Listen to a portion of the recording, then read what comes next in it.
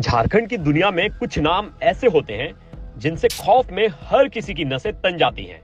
एक ऐसा ही नाम था अमन साहू, एक गैंगस्टर जिसका साम्राज्य सिर्फ झारखंड ही नहीं बल्कि छत्तीसगढ़ तक फैला हुआ था।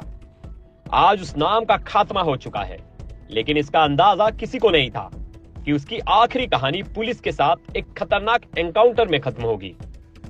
मंगलवार सुबह 9:15 बजे झारखंड पुलिस का स्पेशल टास्क फोर्स अमन साहू को रायपुर जेल से रांची लेकर आ रहा था।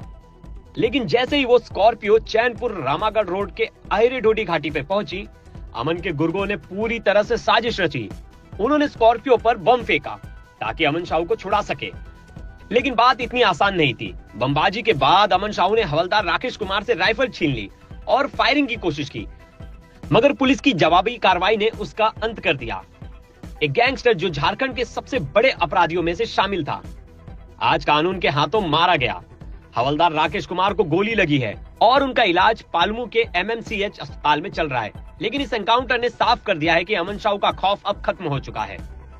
अमन साहू का जन्म 1955 में रांची जिला के मतेबे बुढ़ाबू गांव में हुआ था। एक साधारण छात्र जिसने पंजाब के मोहाली से IT में डिप्लोमा किया था। लेकिन जैसे ही उसने 2012 में घर लौटकर झारखंड जन मुक्ति मोर्चा के कुलेश्वर सिंह से दोस्ती की, उसका जीवन एक अलग मोड़ पर पहुंच गया। अमन साहू के गैंग का निशाना थे कोयला कारोबारी, ट्रांसपोर्टर, ठेकेदार और रियल एस्टेट कारोबारी। रंगदारी वसूलना और फिर उन पर खुलेआम गोलियां चलवाना, ये उसकी पहचान बन गई थी। सोशल मीडिया पर वो और उसके गुर्गे अपनी क्राइम रिपोर्ट्स खुद पोस्ट करते थे और मीडिया को घटना की जानकारी दे देते थे। 2015 में वो पहली बार जेल गया, जहां उसकी दोस्ती सुजीत सिन्हा और मयंक सिंह से हुई। साल 2012 में अमन साहू की डिग्री कंप्लीट हो जाती है। फिर वो अपने घर वापस लौटता है। वहां उसकी जान पहचान होती है उस समय के सुप्रीमो जो झारखंड जन मुक्ति मोर्चा है, उनसे होती है। उसके बाद वो पहला कदम अपराध का वहीं से रखता है। 2015 में वो अपने पहले अपराध में, पहले केस में जेल में चला जाता है, जहां उसकी 2 लोगों से जान पहचान होती है। यहीं से वो अपना नेटवर्क बनाना शुरू कर देता है। यहीं से अमन साहू ने अपनी असली पहचान बनाई। नक्सलियों से लेकर दूसरे गैंग वालों से भी कनेक्शन बनाए। अमन साहू की गैंग की सक्रियता झारखंड से लेकर रायपुर और छत्तीसगढ़ तक फैली हुई थी। उसने जेल से भी रंगदारी का धंधा चलाया। रायपुर में भी उसने 2 रंगदारी के मामले में उसका नाम सामने आया और एक गोली कांड में लॉरेंस बिश्नोई गैंग का भी हाथ था। अमन साहू ने 2020 में झारखंड विधानसभा चुनाव लड़ा था, लेकिन उसकी सजा और आपराधिक रिकॉर्ड की वजह से झारखंड हाईकोर्ट ने उसकी याचिका खारिज कर दी थी। जी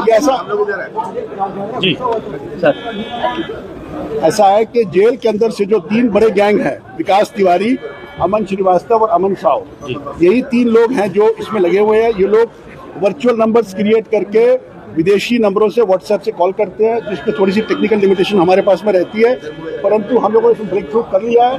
इसके पीछे कौन लोग हैं सब चिन्हित हो गए हैं। मैं उम्मीद करता हूं कि बहुत जल्दी हम सबको पकड़ लेंगे और ये पूरा का पूरा धंधा और सिलसिला बंद हो जाएगा।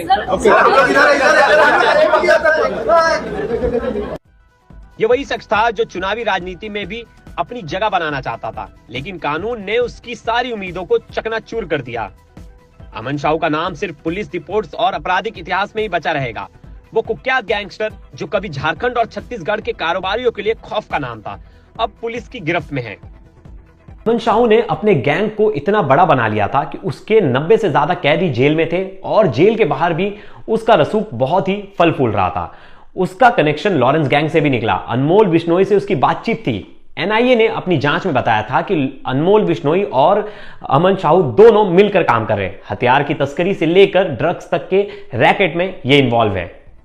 लेकिन ये सब साफ तौर पर बताया गया है कि अपराध चाहे जितना बड़ा हो, एक दिन कानून उसे पकड़ ही लेता है। अमन साहू का साम्राज्य खत्म हो चुका है और अपराधियों को यह सख्त संदेश दिया गया है कि कोई भी अपराधी कानून से बच नहीं सकता।